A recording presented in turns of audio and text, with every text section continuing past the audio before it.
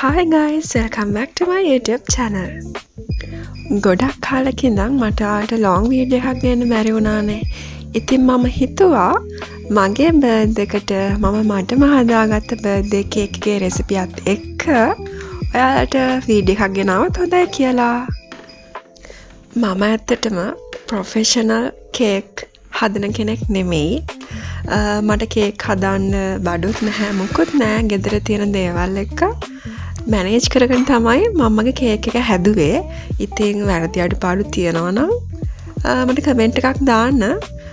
මම කැමතියි ඒවා හදාගන්න.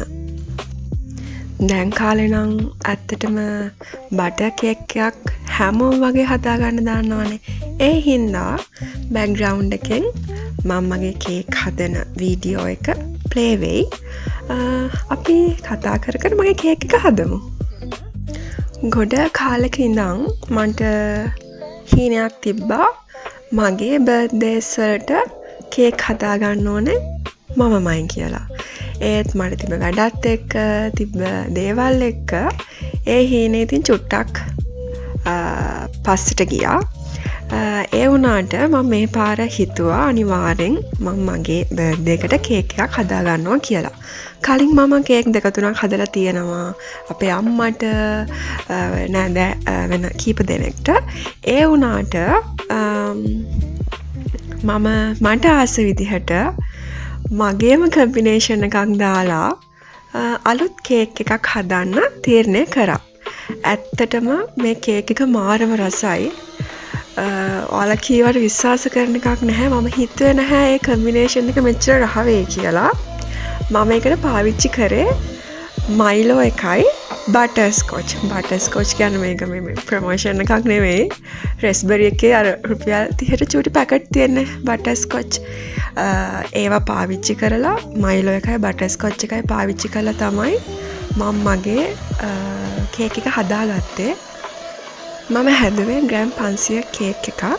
ඒකට පාන් පිට 125යි, බිත්තර 3යි, ඇස්ට්‍රා 125යි, සීනි ග්‍රෑම් 125යි. සීනි නම් මම බ්ලෙන්ඩර් කරලා ගත්තේ.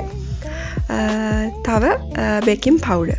ඔය ටික තමයි මම පාවිච්චි කරේ. මට වැනිලා තිබ්බේ නැහැ. ඒ හින්දා වැනිලා නැතුව ඔය ටික තමයි මම පාවිච්චි කරේ.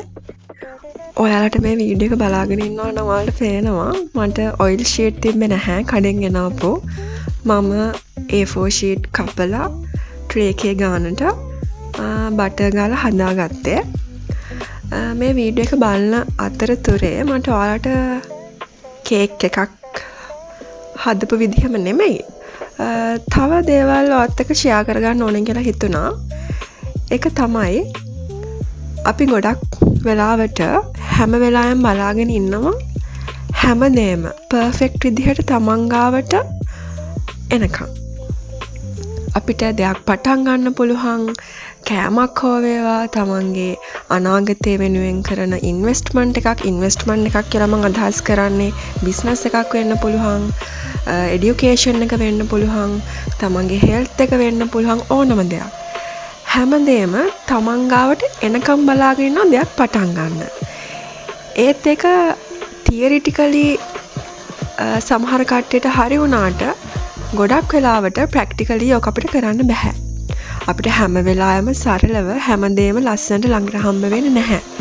අපි දෙයක් පටන් ගන්න මහන්සියෙන් තමන්ගේ ඩෙඩිකේෂන් එකත් එක්ක තිබුණොත් අපිට තියෙන්නේ මොකක්ද? ඒකෙන් අපිට දේවල් ටිකක් මැනේජ් කරගෙන දෙයක් පටන් ගන්න පුළුවන්. මම විශ්වාස කරන විදිහට තමන් ගාවට එනකම් බලාගෙන ඉන්නවට වඩා තමන් ගාව තියෙන දෙයකින් මැච් එකක් ගහගන්න පුළුවන් නම් ඒක තමයි ඇත්තටම දක්ෂතාවය.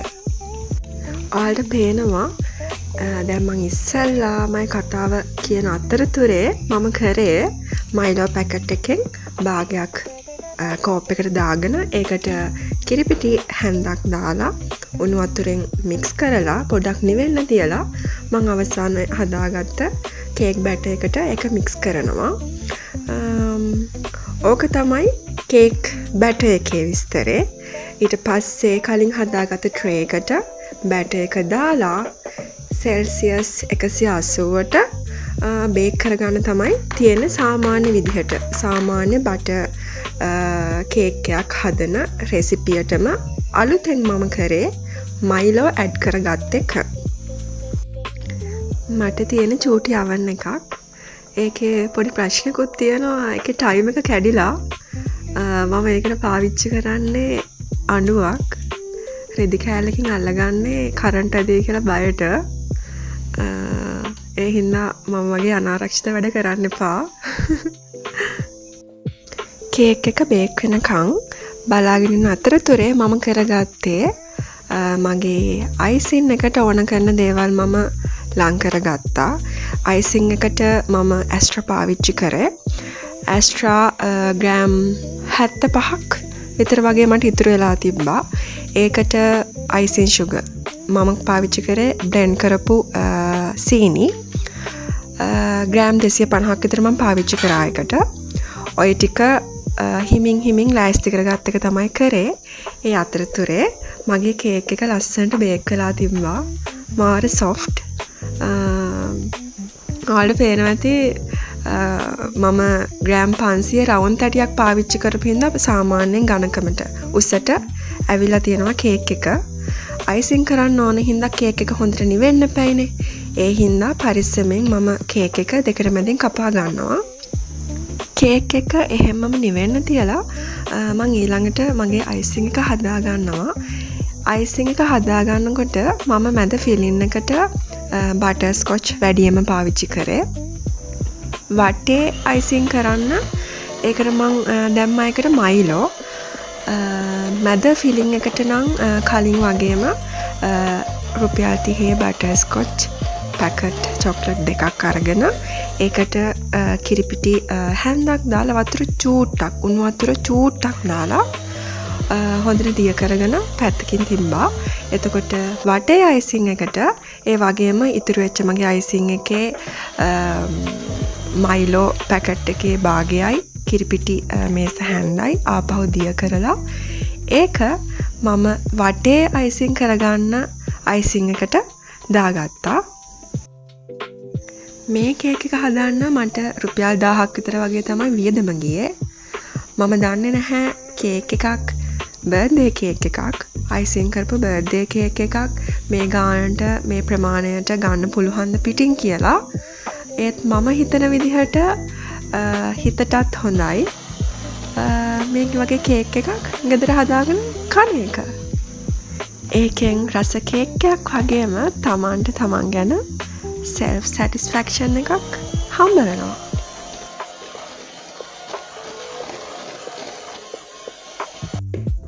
ඊළඟට ඔයාලා බලාගෙන ඉන්න මම හරි අමාරුවෙන් මම කේක් එක අයිසින් කරන්නේ කොහොමද කියලා.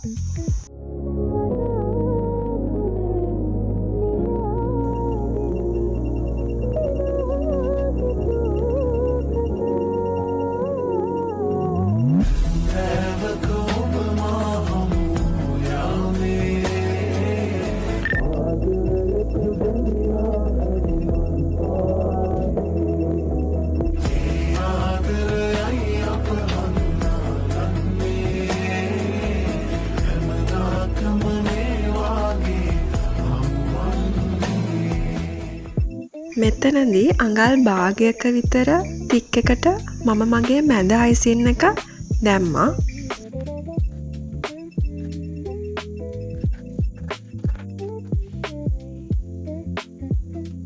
ඊට පස්සේ කපාගත්ත ඉතුරු කේක් එකේ භාගය පරිස්සමෙන් සෑන්ඩ්විච් කරපු අයිසින් ලේයර් උඩින් මම තියා ගන්නවා.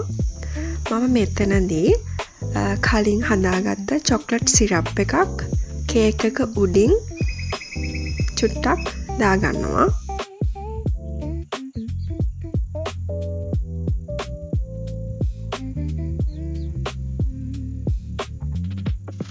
ඊළඟට මම කරන්නේ මගේ කේක් එකේ වටේ අයිසින් එක ලස්සන නීට් එකට දාගන්න එක. මේකට නීට් එකට දාගන්න නම් මට මුකුත් ටූල්ස් නැති හින්දා මම සාමාන්‍ය හැන්දකින් තමයි මගේ අයිසින් එක කරගන්නේ. මගේ කේක් එක ෆුල් නීට් නැහැ. ඒ වුණාට not looking bad. ඔයාලා බලාගෙන ඉන්නකෝ මම මගේ අයිසින් එක කොහොමද දාගන්න කියලා.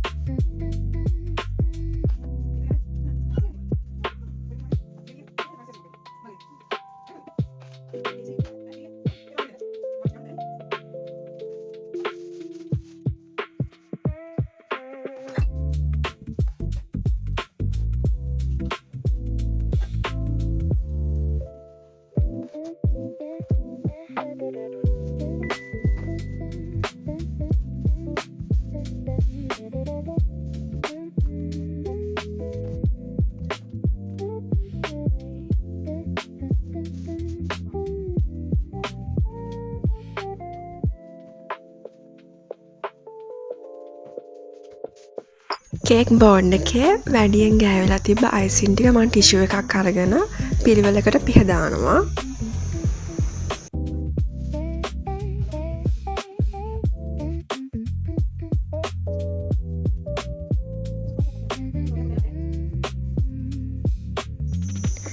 කේක් එකේ අපියරන්ස් එක ටිකක් ලස්සන වෙන්න ඕන හින්දා මම මෙතනදී රුපියල් 100 පොඩි චොක්ලට් එකක් අරගෙන ඒක චූටියට කපලා කේක් එක උඩ විතරක් තියාගන්නවා.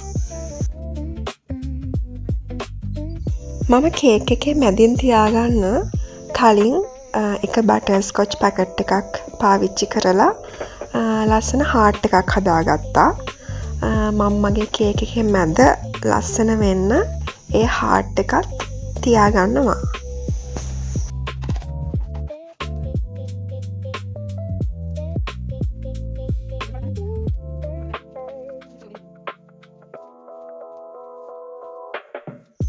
ඉතින් මේ තියෙන්නේ මං හදාගත්ත මගේ බර්ත්ඩේ එකේ ෆයිනල් අවුට්ලුක් එක. කේක් එක හදාගෙන මම මුළු රෑම ෆ්‍රිජ් එකේ තමයි තිබ්බේ.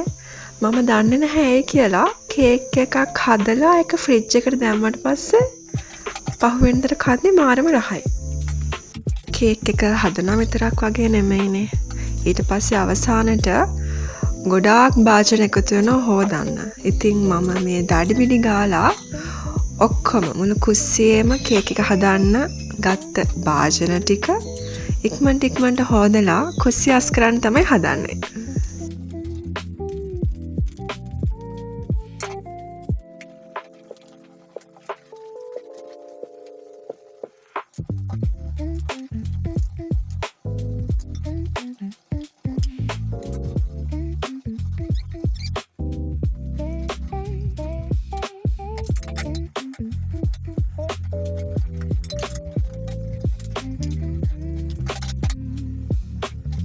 ඉතින් මම මේ කේක් එක හැදුවේ මගේ බර්ත්ඩේ එකට කලින් දවසේනේ.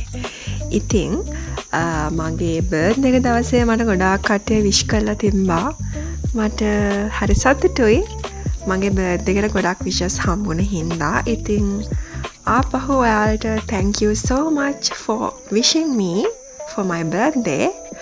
මම හිතනවා අද මගේ vlog එක හොඳ ඇති කියලා. ඉතින් සතුටෙන් ආදරෙන් පරිස්සමෙන් ඉන්න.